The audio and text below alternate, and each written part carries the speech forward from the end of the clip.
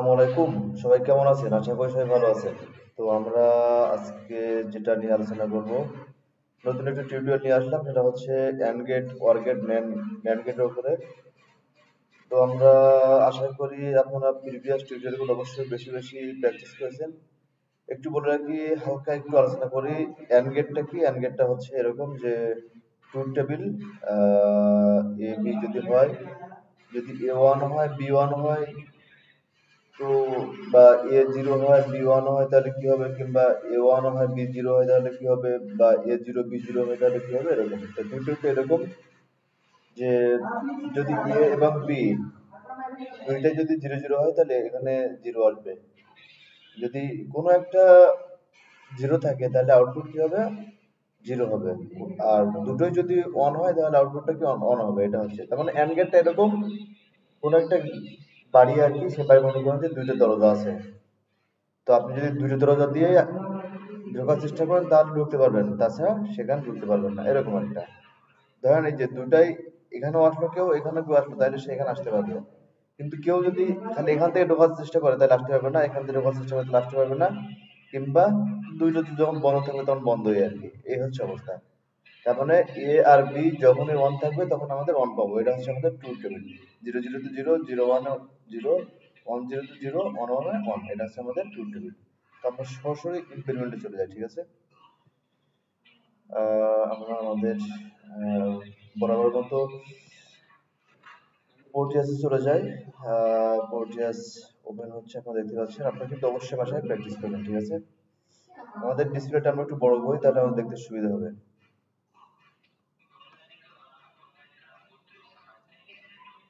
তো আমরা আমাদের কাঙ্ক্ষিত এন্ড গেট নিয়ে নেই। এন্ড গেট এন্ড লিখলে চলে আসে, আপনারা এন্ড গেট লিখতে পারেন। তো আমরা জাস্ট এন্ড লিখলাম, এই যে এন্ড গেটটা এটা নেবেন।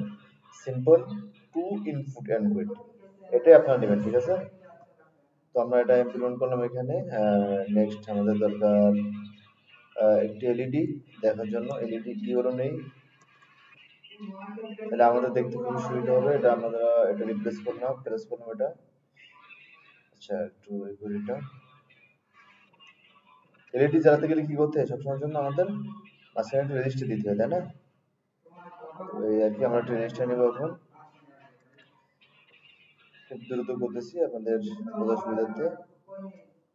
তো এই হচ্ছে আমাদের রেজিস্টার, এটা আমরা প্লেস করে দিলাম। এটা 10K আছে, এটা মানটা আমরা রিপ্লেস করে দিই। এটা 330 নিয়ে নেই, এটা চলে গেল।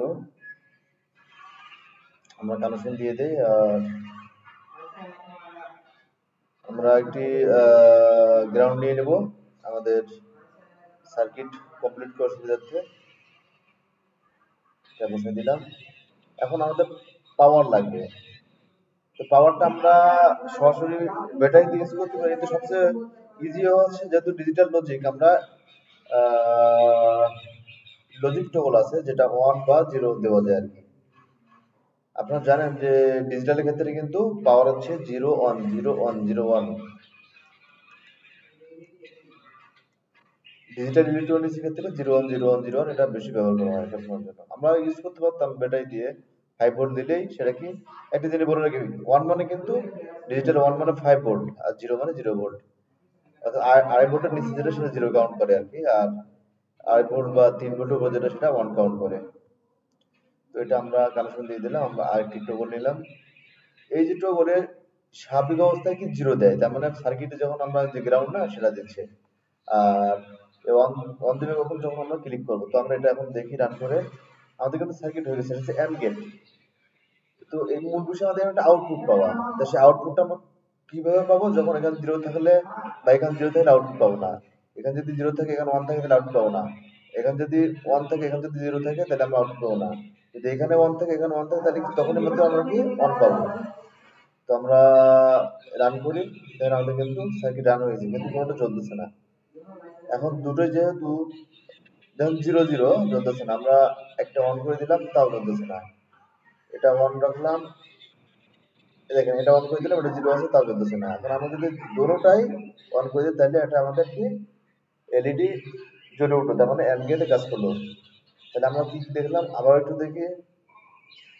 যখন ট্রুথ টেবিলটা আমরা কি দেখেছিলাম, ট্রুথ টেবিলটা ছিল এরকম যে যখন জিরো জিরো থাকবে তখন জিরো থাকবে, জিরো ওয়ান থাকবে তখন জিরো, ওয়ান জিরো থাকবে তখন জিরো, আর ওয়ান ওয়ান যখন থাকবে তখন শুধুমাত্র কি ওয়ান। তো দেখেন আমরা কিন্তু অলরেডি আমাদের সার্কিট কমপ্লিট করে ফেলেছি।